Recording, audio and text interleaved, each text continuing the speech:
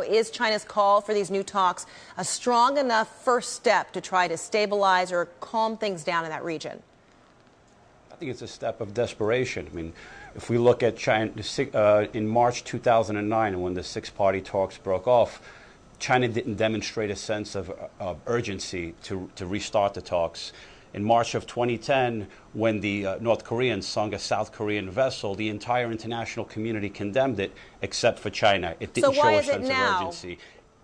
The reason why now in this stake is because obviously the situation is escalating, it's intensifying. When the event took place on November 23rd, once again, the international community condemned it, the Chinese didn't. Now that the U.S. aircraft carrier is approaching and you're going to have these military exercises, the situation is escalating.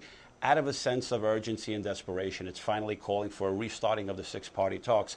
This is a diplomatic embarrassment for China, what happened on November 23rd, and it's a failure of Chinese diplomacy to actually use their influence on North Korea, because after all, China is the lifeline of the North Korean regime.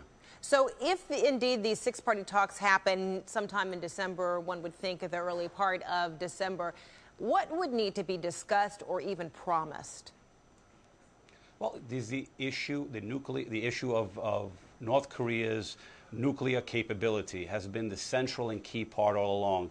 And it's there that the North Koreans have not shown seriousness, and the Chinese, in my opinion, have not applied the pressure necessary. So if it's going to be a dialogue just for the sake of dialogue, and then nothing will be accomplished. The Chinese need to be directly engaged, need to be more proactive, need to be more vocal in their condemnation of the actions of North Korea. The backroom quiet diplomacy is simply not yielding dividends.